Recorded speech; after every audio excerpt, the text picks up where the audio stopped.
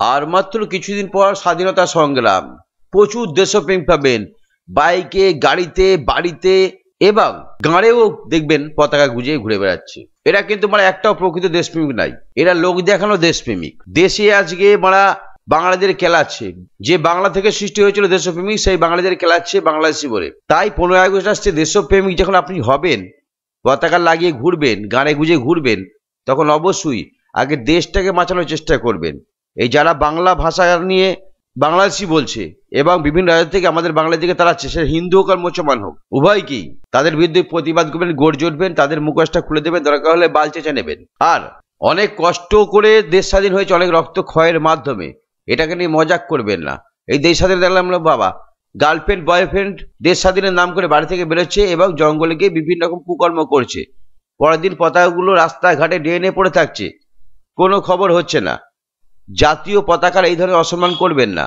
আজকে এত দেশপ্রেমিক মানে পাবেন আপনি, যারা প্রকৃত দেশপ্রেমিক হতো, তাহলে হিন্দু মুসলমান বা এইসব ধর্ষণ, রেপ, বাল ছালগুলো একটাও হতো না। এই যারা দেশপ্রেমিক তারাই গান মারছে দেশের। প্রকৃত দেশপ্রেমিক এরা কেউ নয়, এরা হচ্ছে মুখোশধারী, ভেকধারী দেশপ্রেমিক।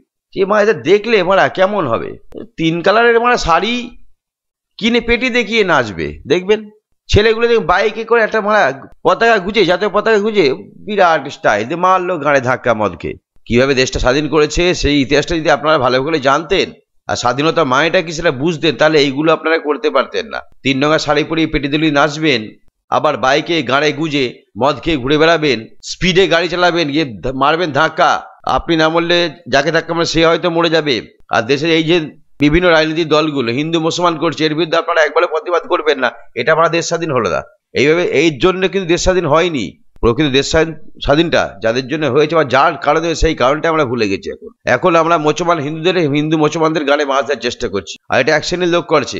তার এর বিরুদ্ধে গর্জে উঠুন, দেশটাতে শান্তি থাকুক, হিন্দু মুসলমানদের একসঙ্গে থাকুক, তার জন্য গর্জে উঠুন, তার জন্য পতাকা উত্তোলন করুন এবং দেশের যে সংবিধান, সেই সংবিধানে মেনে চলার চেষ্টা করুন। পতাকা নিয়ে ছেলে খেলা করবেন না, পতাকার অবমাননা করবেন না, পতাকা নিয়ে মদ খাবেন না, পতাকা নিয়ে জোরে বাইক চালাবেন না, আর 3 রঙা শাড়ি পরে মেয়েদেরা পেটি তুলে নাচবেন না বা দুধু দেখাবেন না। সেই সব ভিডিওগুলো প্রত্যেকটাকে আমি স্ট্রাইক মারবো, ম্যানুয়ালি স্ট্রাইক। চেনেন না আপনারা, যখন মারবো তখন চিনতে পারবেন, ঠিক আছে? তাই 15ই আগস্ট আসছে, অবশ্যই দেশটা যাতে ভালো হয় সেই শপথ নিয়ে আপনারা পতাকা উত্তোলন করবেন, যাতে আমরা সবাই মিলে শান্তিতে থাকতে পারি। ভালো থাকবেন।